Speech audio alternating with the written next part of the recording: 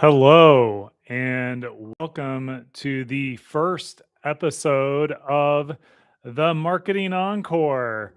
Yeah, this is going to be interesting. First time I've gone live on YouTube, and welcome to my channel. So I thought it would be good to start out with a little bit of background on myself. As some would say, my favorite topic to talk about.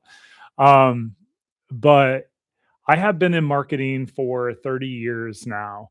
Actually, a little bit longer. I just realized that yesterday would have been the 32nd anniversary of my graduation from undergrad. It's really hard to believe that it's been that long.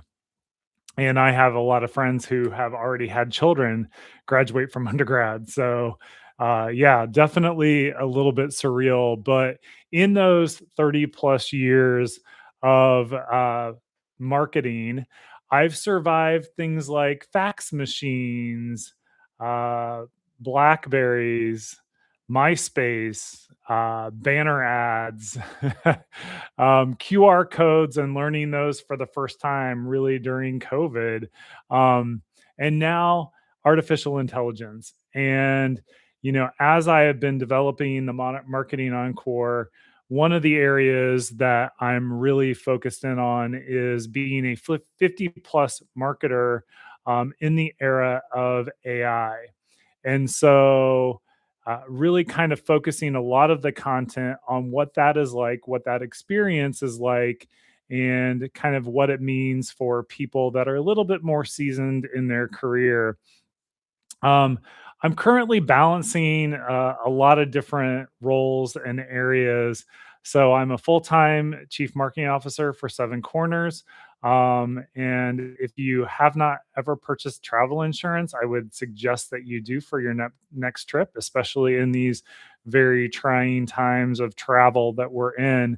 I'm also spinning up in-demand consulting and a marketing technology platform, Marketer Hub. And now my foray into YouTube, and now my first live. So I'm trying to put all of this together and kind of give a little bit of perspective. And so one thing I want to do with the Marketing Encore, and especially with these live episodes on Fridays, I want to really take you through not only what it's like to be a 50 plus marketer in the age of AI, but bring pop culture into it. One of the things that I'm really have always been interested in is pop culture and the effect that it has on marketing. A few years ago, I started a blog, Pop Culture Marketer. I now have evolved that into some of the content here on the channel. So I just want to make this a place where marketers, entrepreneurs, and especially the 50 plus crowd can figure out how to survive and thrive in the AI era without becoming cringe LinkedIn influencers. So it's definitely an interesting time to kind of be in that era and genre. And thinking back to one of the shows that I grew up on, and a fellow Hoosier, David Letterman. And David Letterman was famous for his top 10 lists. So each episode where I'm live, I'm going to take you through a top 10 list for this particular episode and every other episode to come. Hopefully, I can make it a little bit entertaining for all of you. But we'll start with the top 10 list today. And there's really not a theme. In the future, there will be some themes. But number 10, you still call social media new media. Number 9, you've explained what a QR code is twice in your career. Number 8, you remember when going viral was actually a bad thing. Number 7, you survived at least 4 marketing revolutions that were supposedly replacing marketers forever. Number 6, you still secretly judge people who say, let's make this pop. Number 5, you've used the phrase back in my day, organic reach actually existed. Number 4, your lower back hurts after building automations in Monday.com. Number 3, you've attended a webinar where someone under the age of 25 explained branding using a ring light and a Stanley Cup. Number 2, you have PTSD from Comic Sans, autoplay audio on websites, and flash intros. And number 1, you've realized AI isn't replacing marketers, it's replacing mediocre marketers. So that is this week's top 10 list. And I welcome any comments. Any comments you have today, feel free to put those in the chat. And yeah, we'll definitely start and answer some of those questions. So let's kind of transition to pop culture. And this is where I take a relevant pop culture happening. Particularly this week, there's been a lot of focus and publicity around it. But what does pop culture and what does this moment teach us about marketing?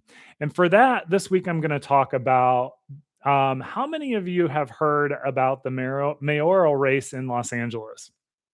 Um, I'm sure many of you are familiar with Spencer Pratt, and Spencer was a reality TV star on The Hills. That was back in the day. And I say back in the day, there are some of you watching that may not have even heard of it.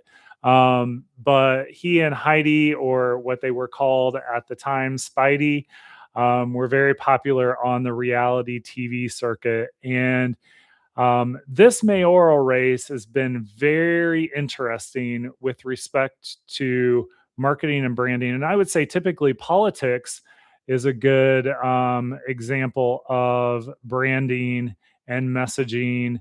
And, you know, what people I think underestimate, and they really shouldn't, because last I checked, I think we have someone from a reality TV show in the White House, this isn't going to get political, but so, you know, we have precedent of a reality TV star being in a high level office, obviously. But, you know, you take a look at what Spencer Pratt is doing in this mayoral race, and I would say a couple of things. Number one, reality TV prepares you, or any type of TV prepares you for media training. And this is something when I was at Bank of America that I got to see up close, was how to go through media training. And anytime someone is speaking on behalf of your company in particular, they really need to be well versed in media training and have media training. How do they respond to reporters' questions? How can they think on their feet? And so I would argue one advantage that Spencer has in this race is, with all the media circuits he had done, part of the Hills, and, you know, subsequent to that, media training is in his DNA. And so understanding how to relate, how to answer, how to be on point with messaging really does come from a lot of the experience in the reality TV space, or TV in general.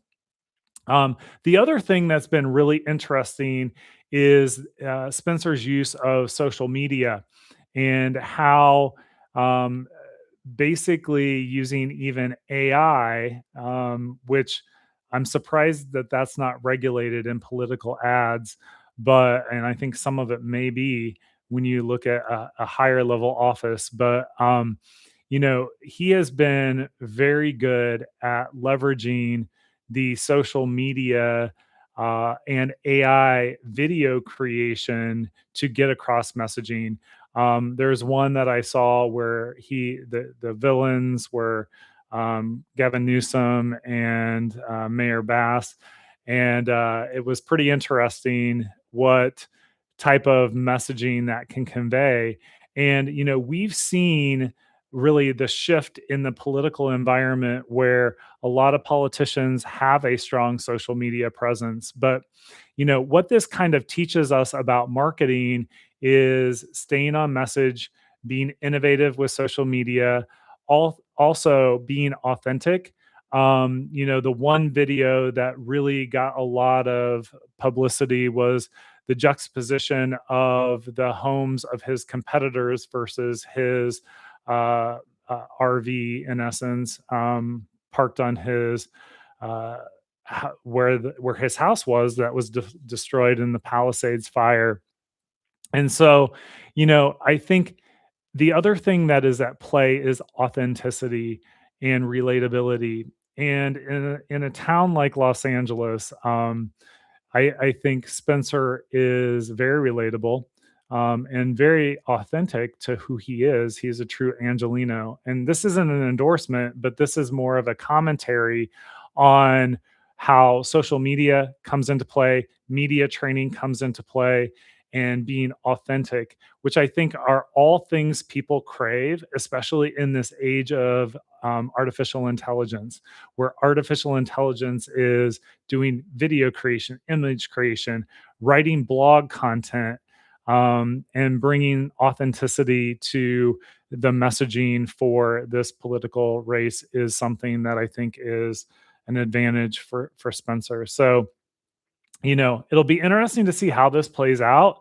I believe early voting has started, and I think it wraps up in early June. So we'll see if the authenticity versus legacy institutional power plays out. And some of the marketing lesson, I think the marketing lesson you can take from this is attention does not equal trust, and that's where authenticity comes into play. And I think the more authentic you are, the more trustworthy you typically find, not only in a brand or company, but also in an influencer, for example, or in this case, a political campaign. So it'll be interesting to see what happens there. But let's talk about what's happened this week with the Marketing Encore and the content here on the YouTube channel.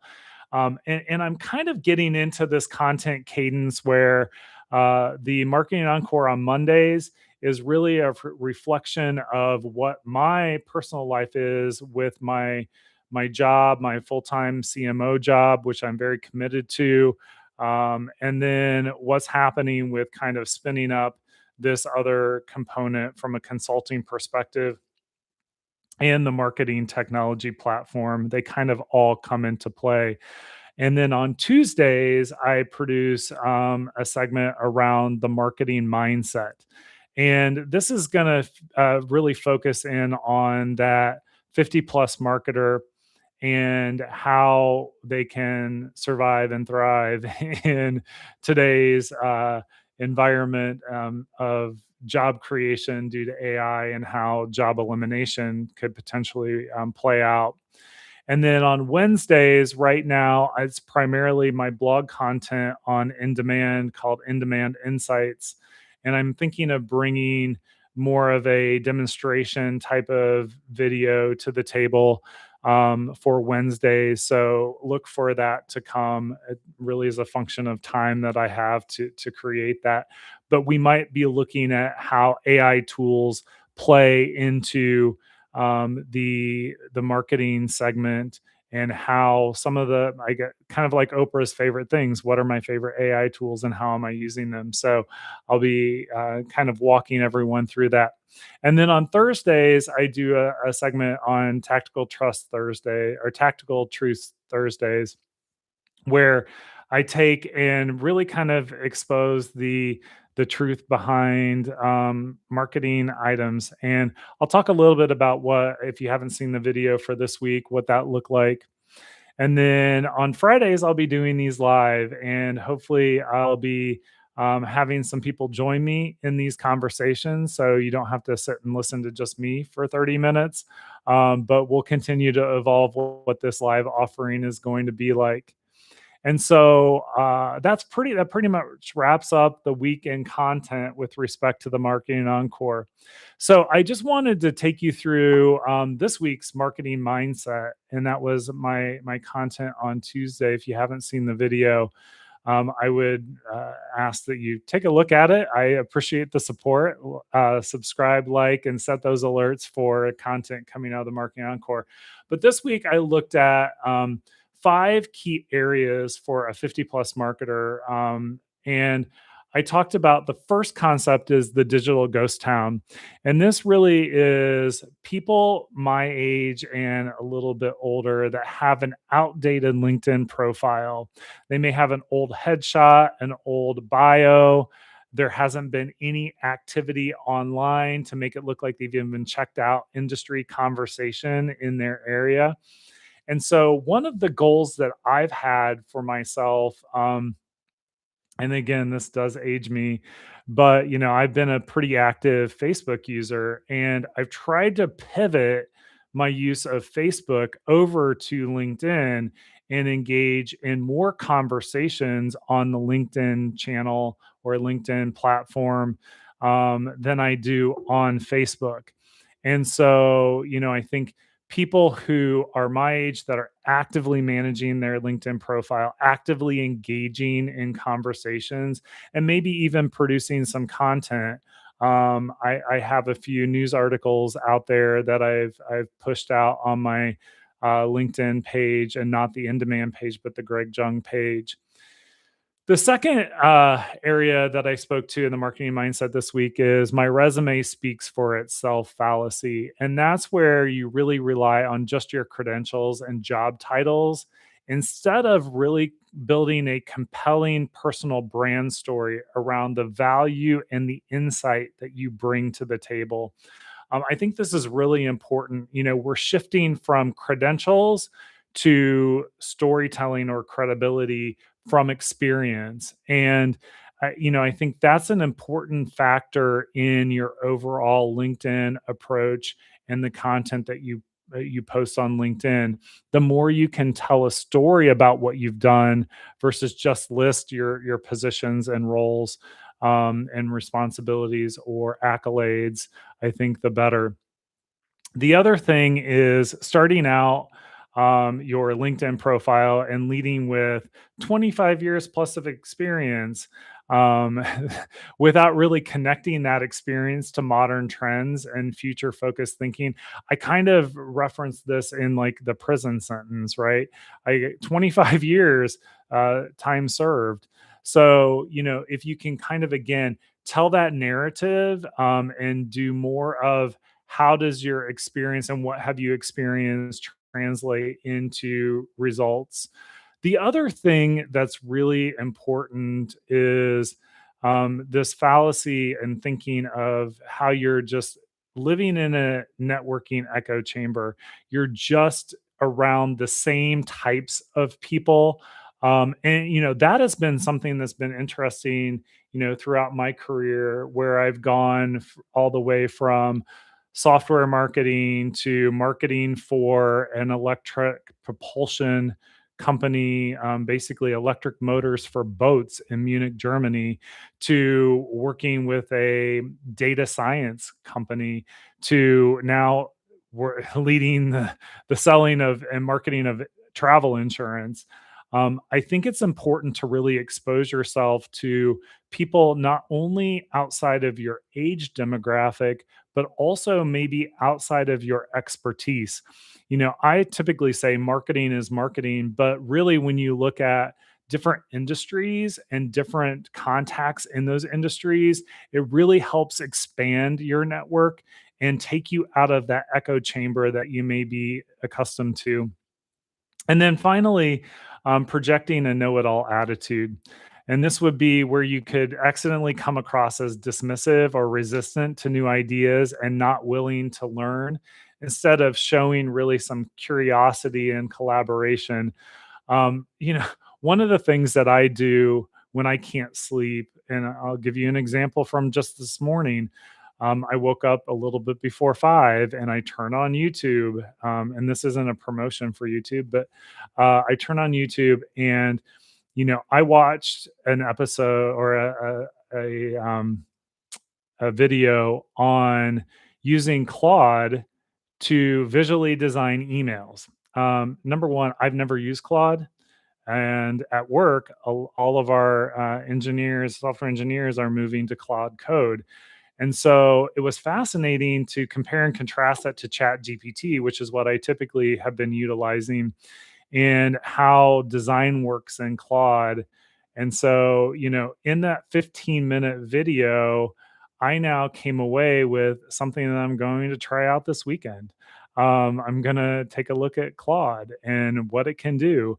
And this is where I think you constantly, especially when you're over 50 in this era of AI, looking at new tools, and YouTube is a great platform for checking them out in short segment videos and then playing. I just like to try. I get in and use the free version to test and try and figure out whether it's worth moving forward and utilizing that tool. And maybe in an upcoming Wednesday video, I'll do kind of my experimentation with Claude.